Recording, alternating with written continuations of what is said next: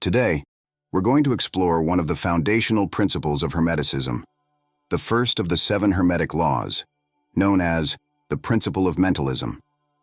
This principle tells us that the all is mind, the universe is mental. A seemingly simple statement, but one that holds profound implications. What does it really mean when we say the all is mind? Does it mean the universe is essentially a mental creation? Are our experiences simply reflections of our own thoughts? In this video, we'll dive into the true essence of this principle and explore its surprising alignment with modern physics. This principle doesn't just unlock the doors to the other 6 Hermetic laws. It reveals a deeper truth that could completely transform how we view and interact with the world. When we say, the all is mind, we enter a vast mystery. The universe, all that is, was, and will be, is a manifestation of a universal mind. This concept is akin to what Hinduism refers to as Vishnu's dream, a vision in which every individual is an intrinsic part of this divine manifestation. Let's delve deeper into this idea, for once we understand the first law, the door to spiritual mysteries opens wide.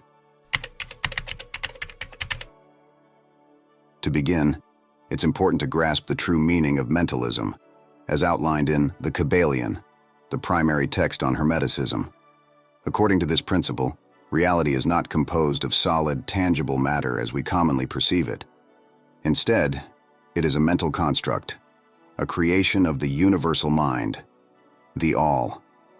Imagine that everything you see, touch, or feel is part of a vast mental projection, a vision many compare to the concept of the Matrix. What we experience as a concrete universe is, in fact, a detailed construct that emerges from consciousness itself. The ancient Hermetic masters taught that there is an inseparable connection between our individual mind and the universal mind. In essence, we are sparks of the all's mind. When we think, create, and imagine, we are tapping into the power of a mind that is ultimately a part of universal consciousness. However, this profound realization leads to an important question. If we are sparks of the all, why do we feel so disconnected from the universal mind? What keeps us from recognizing this connection in our everyday lives? The answer lies in another Hermetic maxim. Our human mind, constrained by personal experiences, conditioning, and limited perceptions, is clouded by the illusion of separateness. This concept is shared across many spiritual and philosophical traditions. Buddha taught that all that we are is the result of what we have thought. Our mind is everything. This echoes the core of the Hermetic principle. Today, science is beginning to walk a similar path, unveiling the power of the mind and its influence on reality. Physicist Max Planck, widely regarded as the father of quantum physics, stated, "I consider consciousness to be fundamental, and matter to be a derivative of consciousness." These words, spoken by physicist Max Planck, resonate deeply with the principle of mentalism, which finds an intriguing parallel in the renowned double-slit experiment. This experiment, first conducted by Thomas Young in the early 19th century, was revisited and expanded upon as quantum science advanced. The setup is simple. A particle, such as an electron, is fired at a barrier with 2 slits. Beyond the barrier, a screen records the impact pattern of the particles. When scientists observed the behavior of this particle, something remarkable happened. When the particle wasn't being observed, it acted like a wave, passing through both slits at once, creating an interference pattern similar to ripples in a pond. However, when a measuring tool was introduced to observe the electron's path, it acted like a particle, choosing one slit and eliminating the interference pattern. Instead, it produced a distinct, defined trajectory. This experiment reveals that at the quantum level, observation itself alters reality. The mere presence of an observer appears to force the electron to adopt a specific state, shedding its wave-like behavior. This phenomenon challenges materialistic views and opens the door to deeper interpretations of the relationship between mind and reality. The double-slit experiment confirms that observation, or consciousness, focused on a particular point, can shape the state of things. Here, we encounter one of the core teachings of the first Hermetic law. Reality is malleable, subjective, and responsive to the conscious mind that observes, interacts, and creates. Think of the mind as a vast ocean, where every thought or observation is like a stone thrown into the water, creating ripples that affect everything around it. When you focus your attention on something, it's as if you're casting that stone, initiating a movement, and turning potential into manifestation. Just like the electron that chooses to be a particle instead of a wave, this is the mental power the Hermetic principle speaks of. The first Hermetic law teaches us that the mind is the key to creation. But what happens when this mental power, our deepest creative force, is scattered and weakened? We live in a world where human attention has become one of the most sought-after resources. Our energy, once directed toward conscious creation, is now being manipulated and drained. This is no coincidence. In a reality where our ability to shape the world depends on the strength of our attention, controlling where our focus goes becomes a form of power. Modern distractions, social media, constant notifications, advertisements, and endless streams of information act as silent thieves of our mental energy. These distractions fragment our minds and pull us away from our creative essence, turning us into mere reactors rather than active creators of our own experiences.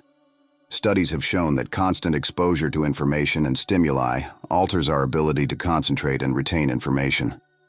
Over time, this constant bombardment impairs our capacity to focus. It's as if our mental sharpness is a blade that becomes dull from daily distractions.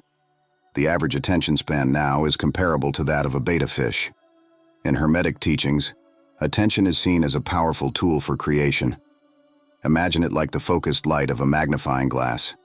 When your attention is concentrated, you can focus all your energy on a single point, intensifying and manifesting what you desire.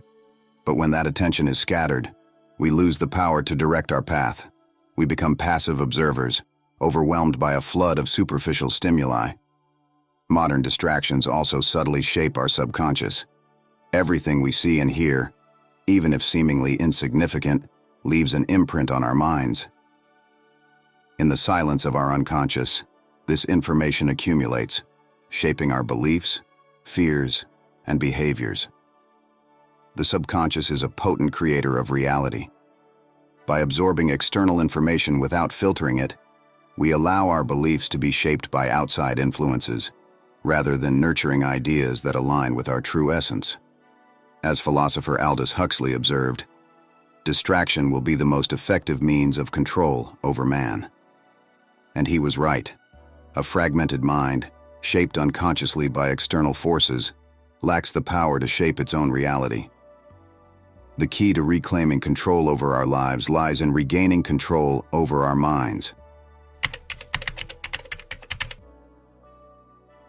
And for that, nothing is more powerful than meditation. When we talk about taking control of the mind, meditation stands as the most powerful tool. The first Hermetic law teaches us that the mind is the matrix from which all things are created. But a scattered mind, constantly in motion and influenced by external factors, loses its ability to focus. Meditation, then, becomes the path to gather our attention and direct it, like focusing light through a magnifying glass until it ignites a fire. In Hermetic practice, meditation is seen as a return to 0 point, a space where nothing and everything coexist. This state opens the door to accessing our creative power. Only in stillness and full presence can the mind find balance and become a true tool for conscious creation. Meditation acts as a workout for the mind, gradually strengthening our attention span. By sitting in silence, focusing on the breath or an internal point of observation, we slowly break the barriers that prevent us from realizing our full creative potential. The constant cycle of distraction that dominates modern life can be broken when we train our minds to stay present and non-reactive. Every time a thought arises and we consciously let it go, we regain control over our minds. Think of attention as a muscle. The more we exercise it, the stronger it becomes. Regular meditation strengthens the mind's ability to focus, stabilize, and resist external distractions, thus reclaiming its creative potential and freeing it from the influence of outside forces. Meditation not only helps us gain control over the conscious mind, but is also one of the most powerful methods for accessing the subconscious. It is, after all, the subconscious that plays a significant role in shaping what we manifest. If we wish to transform our reality, we must venture into the depths of the subconscious and address the beliefs, fears, and traumas that block our creative power. During meditation, we enter deep states of relaxation that allow us to connect with the subconscious. In these moments of stillness, old emotions and patterns arise, giving us the opportunity to confront and transcend them. This process is crucial for aligning the conscious mind with the subconscious, making it a powerful ally in creating the reality we desire. As we purify the subconscious, we eliminate the internal blocks that unconsciously sabotage us, creating space for clarity, focus, and intentional creation. At the heart of these teachings lies the understanding that the universe we experience, its complexities and nuances, is, in essence, a projection of our minds. But what happens when most of this creation arises from a vast, largely unexplored part of ourselves? The subconscious mind, which records everything from our earliest years, operates in mysterious ways. Unlike the conscious mind, it doesn't reason through logic, but communicates through symbols, memories, and emotions. Think of the subconscious as a camera, recording every moment, every emotion, every word, and every image from our lives. This continuous recording doesn't just capture what we consciously perceive, it also carries an emotional interpretation. Over time, these recordings, our memories and emotions, form invisible molds that shape how we perceive the world, our relationships, and even our potential for success and fulfillment. The subconscious, in this sense, is like the great mold of our reality. To transform our experiences, we must understand how this hidden part of our mind influences what we perceive and manifest. Limiting beliefs are deeply ingrained in the subconscious and act as barriers to what we believe is possible.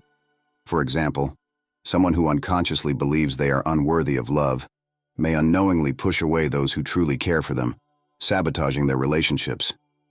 These limiting beliefs operate like hidden programs, binding us to repetitive patterns and cycles that prevent us from fully manifesting the realities we desire.